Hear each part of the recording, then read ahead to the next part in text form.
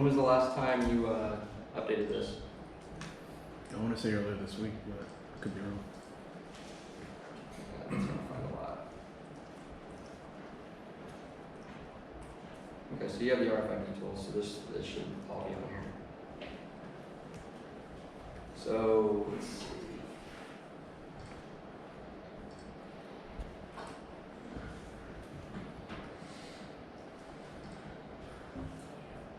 This mouse is touching. There we go. All right. So the two typical tools that are used are MFOC and MFOC, right? And it's because there's two different primary crypto standards that are used for that high frequency we were talking about, and so they have different purposes. So there's my wife is texting me.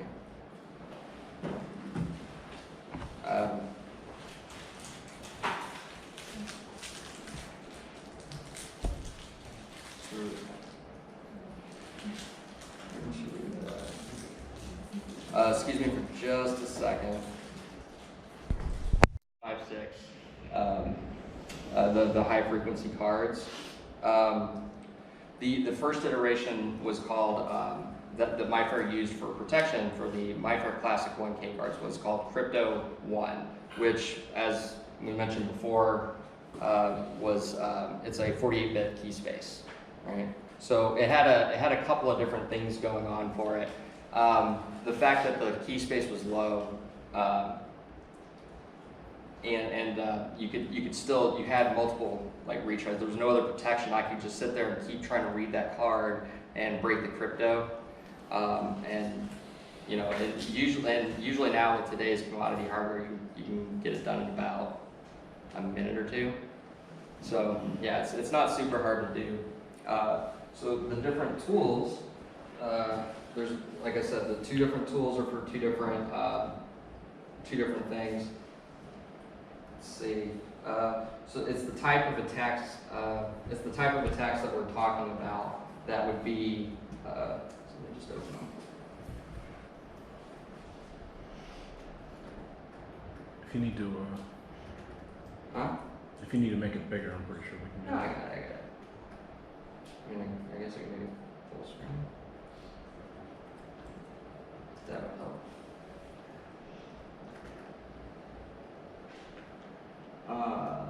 Let's see. We'll do it this way.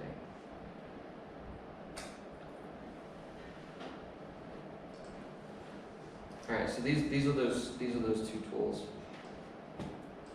Can you do Control plus plus? Oh, yep. Control Shift plus plus? Well, if it wasn't Grace's laptop, yeah. There you go. All right.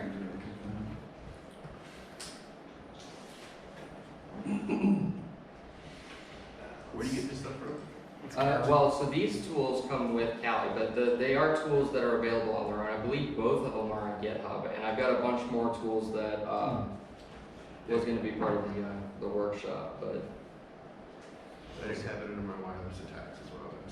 Yeah, might need to update. We got it. I think they come in the non-light, like the standard like install, right? I think they come out of the box, but you would do. So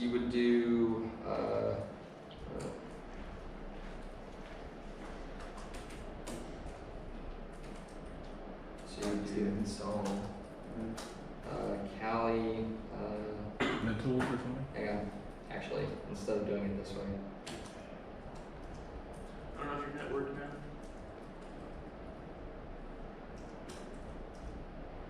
And if I could spell right. So if you look, it's the Kali tools. Can you go back up? RFID? Wireless.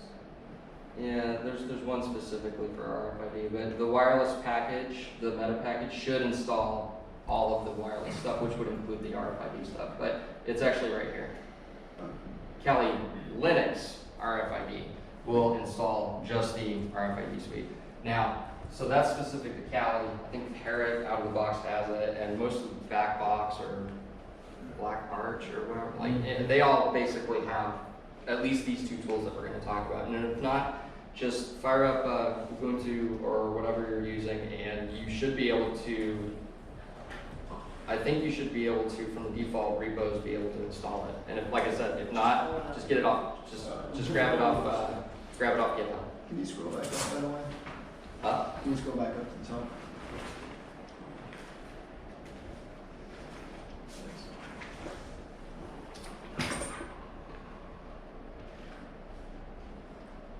Oh, are you trying to see how I searched? Yeah.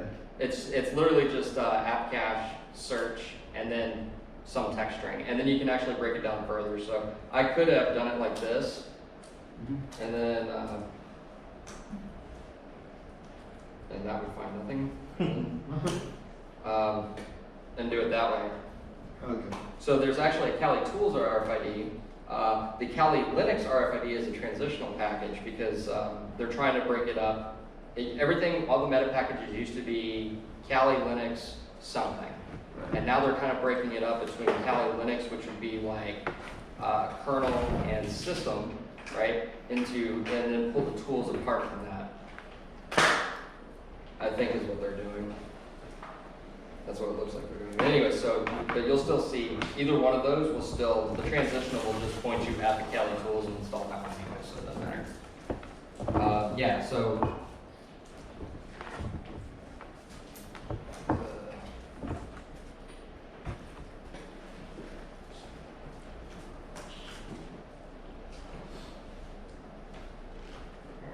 So I've got homework for you, Graces. I'm going to call my wife real quick. I want you to hook this up to this VM.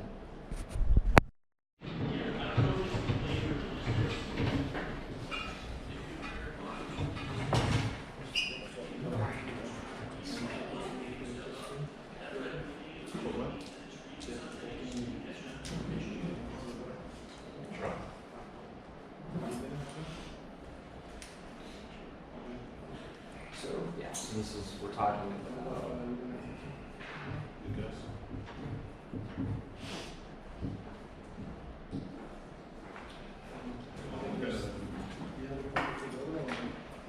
Hey John, what did you what did it remember? The little thing. It's just, yeah, Oscar Delta NFC disk. Try to find them. Oh, it's just, yeah, I was just looking at it. Yeah, just find like an NFC disk. So,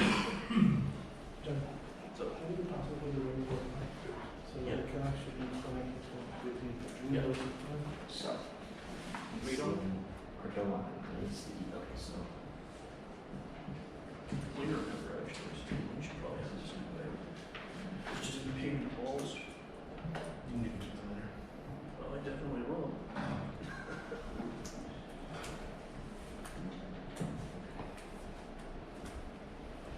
So what are these? Still going? I'm just taking notes off the slides and putting them up here. Walls. You think it's That you put me in. Yeah, no problem. Which one was the upper Pierce one? Someone like, gotcha. Yeah. Charlie Murphy got you, bitch.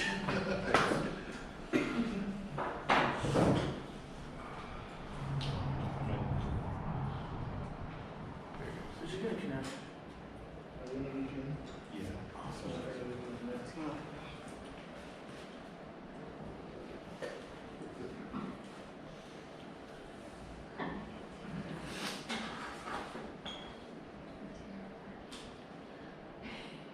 You're connected.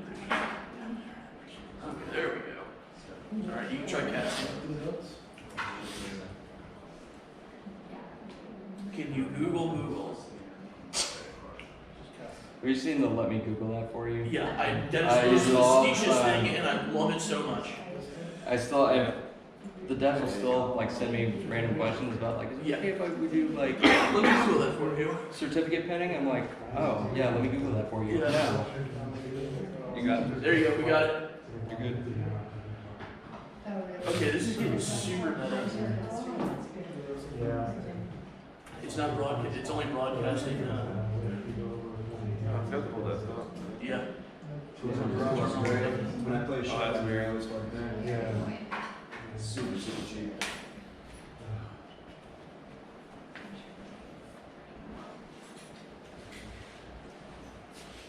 Caps it at mine too, so I feel like it's safe as Yeah. What's that happen? It caps out at like $9. Oh. Literally safe, whatever.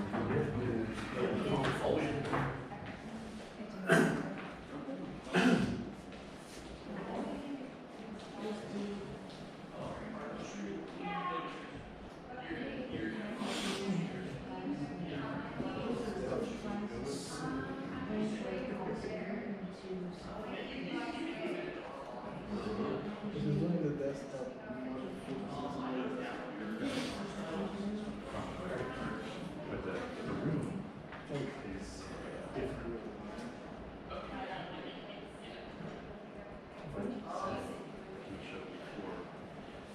It's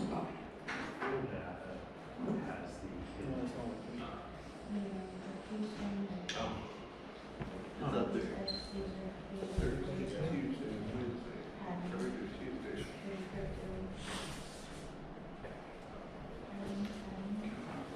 Then with virtual software, or they just got this. It's not gonna work faster. Gotta go do this. Basically for the rest of my life.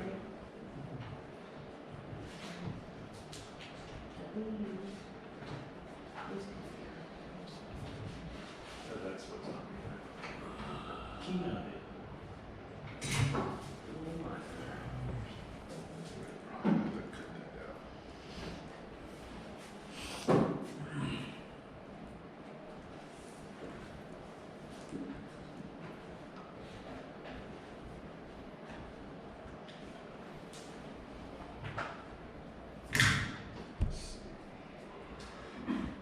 You got that thing talking yet?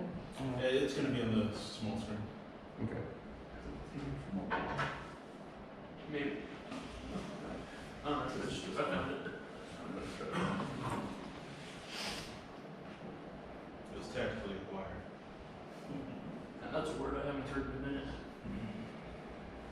There's no thieves in the Marine Corps, everybody's just trying to get shit.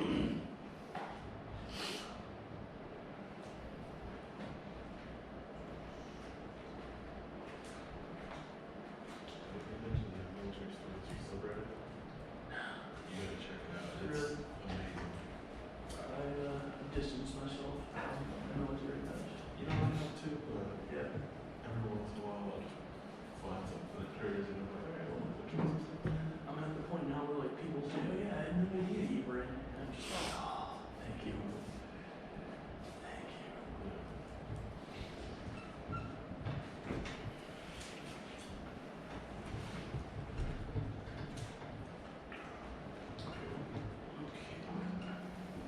Okay. So the two tools that we talked about, the first one is to perform offline nested attacks, which we'll talk about. The this one is actually the MyFair Classic, MyFair Classic Universal toolkit. I don't know why they have it like that. Tool is actually lowercase, and K is actually uppercase. Funny. That's why. So, anyways, that's what that stands for, and it's actually part of the NFC tool suite. I don't know if you guys can all see that. NFC-tools. It's on GitHub. They used to have a website. Last time I checked, you couldn't get to the website. The GitHub is still up. So if you just go to github.com/NFC-tools, this actually resides there. But there's another suite of tools. When you have this pre-installed on your OS, like in the case of Kali, these should already be there. Let's see. Okay. So we're talking about MyFair specifically. Like I said, you guys should all have the a scan or have seen a scan of Crasis' hotel key, which, look, we gotta move back for you. Which actually uses EV1, but it's MyFair Classic. Okay, so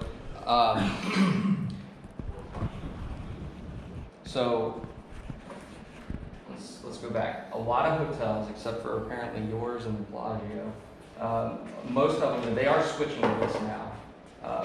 They use Crypto One, so like your gym memberships. I wouldn't be surprised if the reader here used that if it's using a high frequency. They use this crypto standard. It's Crypto One. That was developed by MyFair. There are two issues with it that make it weak, and it's been broken since early like 2007 or something. It's got a small key space, 48-bit key, so insanely easy to crack. And in this case, offline cracking using offline nested to crack the key. And it also uses, as part of this, a poorly implemented pseudo-random number generator. So those two things together make it insanely easy and actually trivial now to crack. Any questions up to this point on this right now? Because there's going to be more. No questions? All right, you guys are geniuses. This is awesome.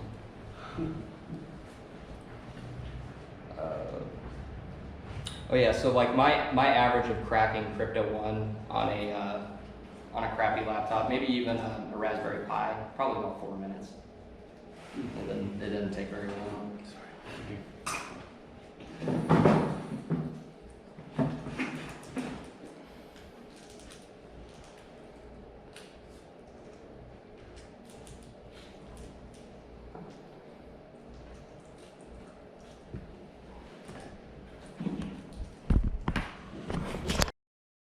So let's talk about, there's different variations of EV1, but what you're going to see is, like in the case of hotel cards and things that aren't like your credit cards, but other things similar to this, carded credentials for buildings and such. If they are using the newer one, EV1, like I said, there's actually different iterations of that. They've got ones that are specifically geared towards the hospitality industry. They've got ones that are specifically geared towards like other industries that they break it down and all that. But within this, it's the first iteration you'll see. So the card that you guys all scanned is the first iteration of EV1.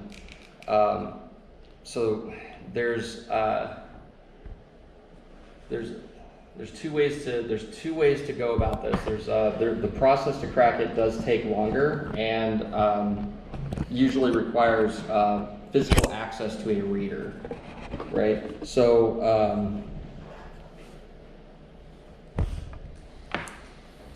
there's two attack vectors for EV1. There's what's called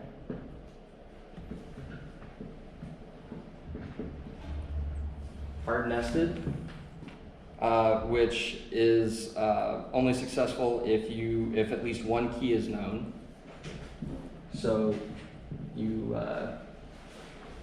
would need to know at least one key.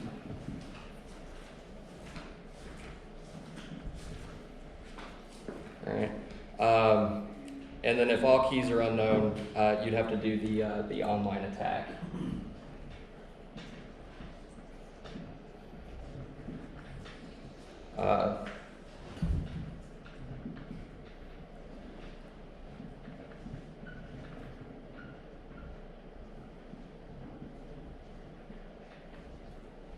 What I'll do is I'll give the slides to Crisis, and all of this, all the notes and stuff for all this are in the slide deck. Since we finally got that working, I won't touch it.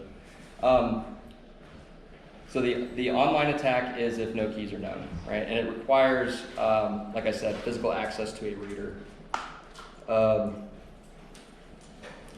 Not just a reader, but a reader that's actually a valid reader that's part of that RFID system. So I can't take that and try to crack it at, the Best Western down the street if they had a reader. It had to be that system on that site.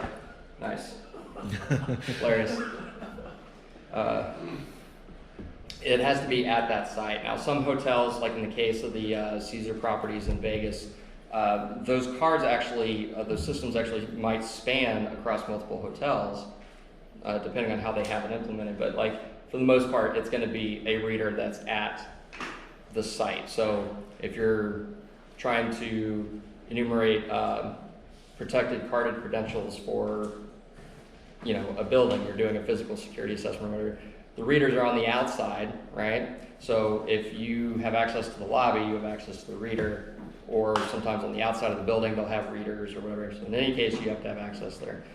And what you're doing is, we won't go too deep into this one because it's more advanced. We'll stick with Crypto 1 for now because this is just an intro. But what you're doing is you're actually eliciting certain responses from the reader, you're masquerading it as a valid card and trying to elicit responses from the reader. And from there you can derive at least one key. Once you have at least one key, you can do a hard nested attack. So like you only need physical access for this part because it stands to reason you don't know any of the keys yet, so you have to have, so the only way to break EV1 is to have physical access to the reader. But like I said, this isn't nearly as widely implemented right now as this is, right?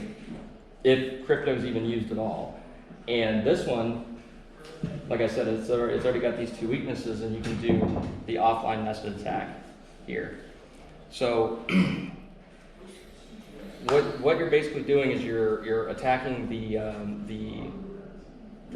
small key space and the weakness in the number generation in order to derive keys and unlock a Crypto 1 protected MyFair Classic card.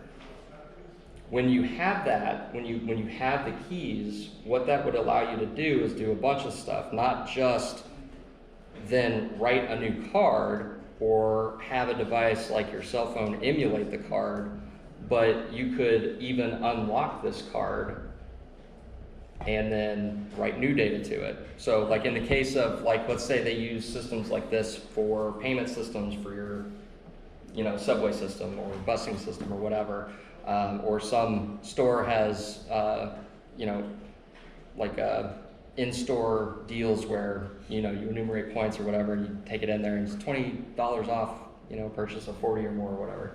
Well, if that data is stored solely on the card, like in the case of these payment systems, they've kind of stopped doing this now because it's wide open. But it used to be that information was stored just on the card. It was easier because then the back-end system wouldn't have to track everything. It was just the card. But if you cracked it and changed, you did bit flipping to switch certain things and say, okay, so it says I've got 10 cents. Let's make it say I have $1,000, right? And that's all it is you're changing statically stored code that's on the card, right? But those payment systems, what they would do is, at the time that the card was used, it would actually unlock the card long enough to deduct the amount, write the new amount, and then lock the card back. And it's all very quick. You're just doing it this way. So like I said, they've gotten away from doing it that way now, so you can't really do that. They have a back-end system that actually now tracks the whatever amounts are that are tied to each individual. The cards are just there for identification. Yeah. So anyone have questions so far either about the crypto standards or the attack vectors, methods of attack, anything? You guys understand how this all actually works? Just based off these crappy notes? Yeah. Yeah? Okay. Yeah, I mean, this is really all you need to know to attack. Like, if you see that, crackable. If you see that, well, you probably have to be on site in order to, and you have to be a little conspicuous, because if you're standing there with a bunch of wires and stuff next to a reader trying to derive a key, you know. But like I said, once you have the key, Just wear a security jacket, you're good to this. go. Yeah. But in the case of this one, you don't have to do anything conspicuous. All I really need to do is scan your card. I can take this home and crack it. So.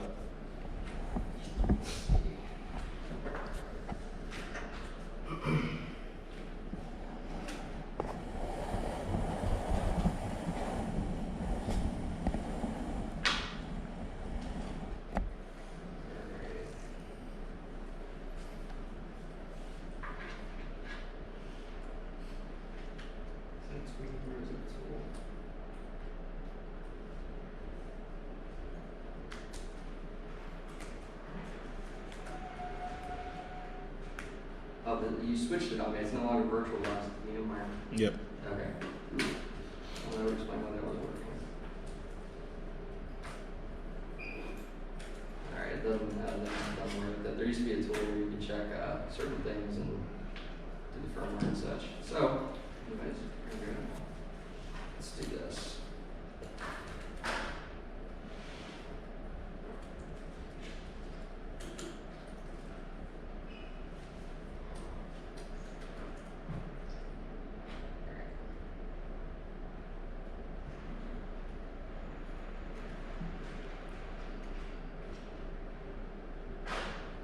Player. Yeah. There we go.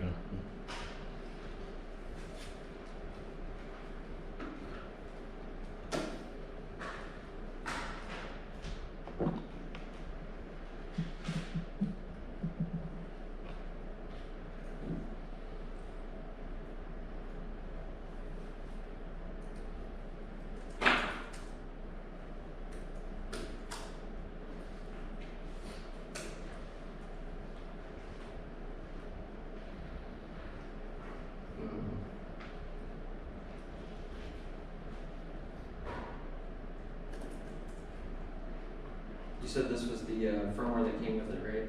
Correct.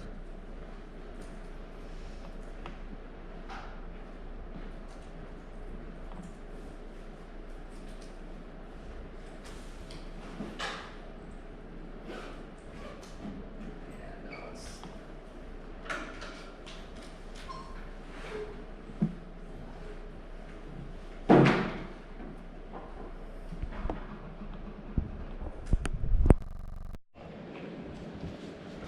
We'll try that again later then. You need a different cord? Yeah, it doesn't matter. I think I've kept you guys here long enough at this point. Protections. Okay, so like I said, instituting a secondary thing such as a PIN code or something. Not using cryptographically weak stuff. And you know, things as simple as using shielding on the cards and such. Now, for your weaponized readers, the ones that can, you know, that you carry around in a little suitcase and it's got a big enough reader, can, you know, read you from like 6 feet away or whatever. Yeah, I mean, so the cheaper stuff, especially like handouts at shows and whatnot, conferences, those are probably not going to be good enough. Plus, if they have openings at the top, if that isn't like super tight against the card, it still can, you know, allow RF in and emit RF out. So those do almost no good. The only time when we talk about those types of physical protections, the only company I really have recommended in the past to clients is Silent Pocket. So if you look at them, they've got different things. I think they were at DEFCON this year. They have anything from wallets to bags. They do Faraday bags basically, and that's essentially what these sleeves are. Is they're Faraday cages. They disrupt radio frequency, and like I said, if I was to recommend that type of protection, like if a client really wants it or wants it as a, you know, secondary or tertiary type of protection, that's the one I usually recommend to them. Now, when you're talking about the high frequency, there is actually it's from lab401.com. That's what I was looking for. And there's another one called VoltSkin, which is on Amazon, or you can go to voltskin.com/VoltCard. But the Lab 401 is the one that I kind of like. You just have to pay in euros and wait for it to come over. But what that is that's an active defense. It's not an RFID sleeve. It's not one of these slip-in cards that, hey, you know, $3 to $5 on Amazon. You put this card in with your other cards and you're protected, or you're supposed to have two, one on each side, and you're protected. It's the same idea as the Faraday cage. Those don't really do a lot. The Lab 401 and the VoltSkin type cards, and there's a bunch of other ones. Those are the two that I've ever like really recommended or dealt with. Those are active. They actually have RFID antennas and chips in them. And what happens is when a magnetic field is detected and it powers the chip, it actually takes that same signal and amplifies it back out. several times over, and it completely disrupts the entire field around where it is. So if you have just that one card anywhere in or around your wallet, and someone was trying to read the cards out of there, or in the case of like, ID for work, you would just put it like on the same ring on the back, right? If these were high frequency. Like I said, it won't work for 125 kilohertz. This is for 13.5 megahertz. You just have that, and the two cards that are there can't actually be read by the reader, right? All they're getting is it's essentially jamming, it's noise from that card. It just sits there.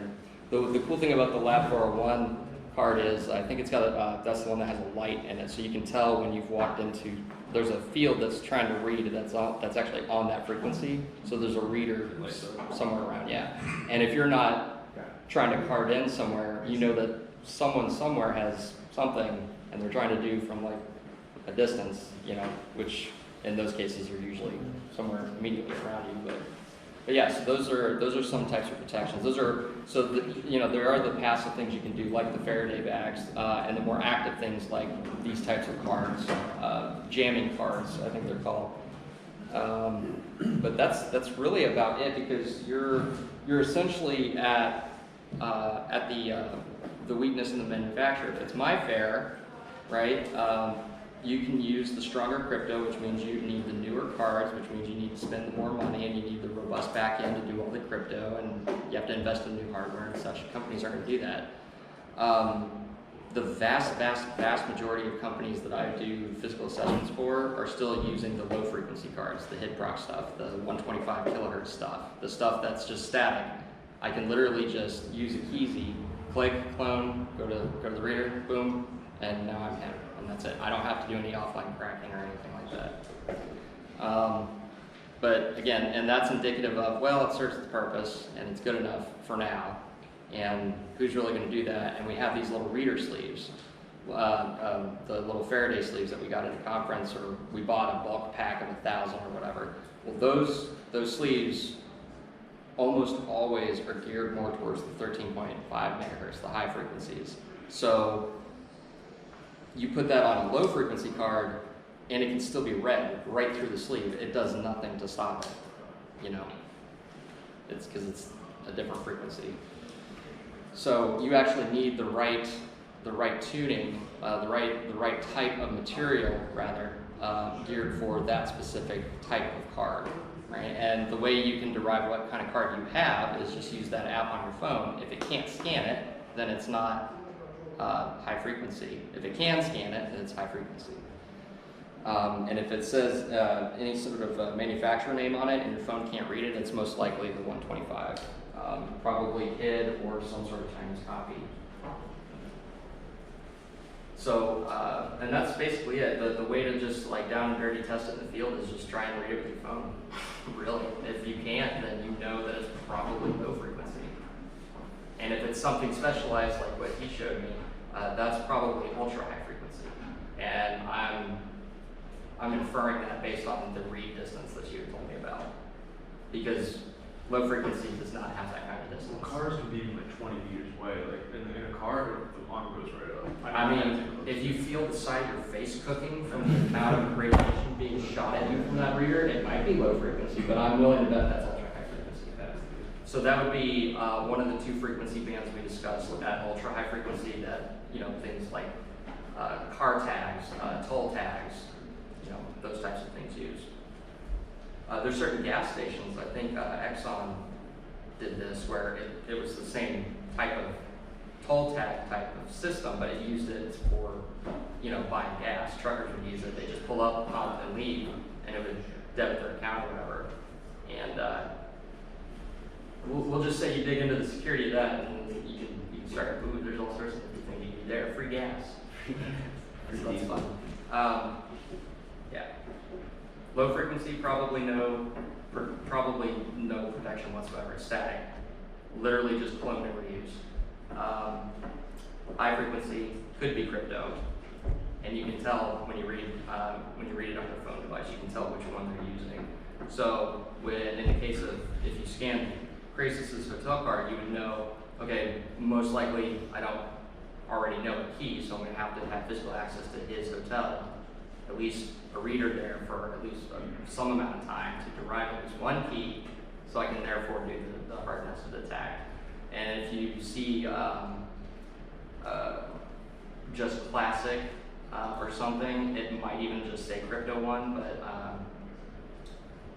if it specifically says EV1, it's that one. Otherwise, it's probably crypto one, in which case you read the card and then you have all the information you need. You take that offline, crack it.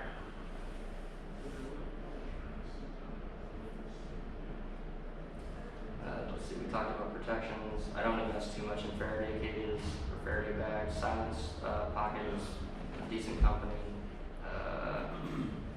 The active defenses, like the 2 cards I discussed, those are probably better bets. I think that's about it. What was ACR 122?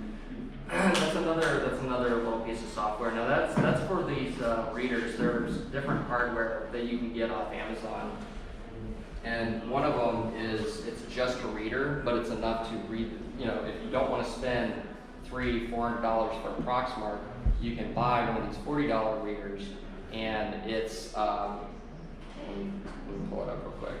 It's a cheaper way to get into this. Now, you can't write the card back. You can't emulate the card with just the reader. Now, they do have a variant of that that does do the reading too.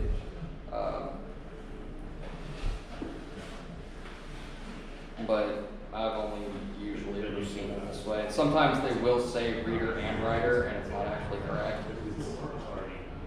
Ooh, can I still cast? I'll just show it to you guys real quick. We're done after this. I was just showing them cheaper hardware that they could use. There it is. That's what it looks like. It's a Taiwanese company.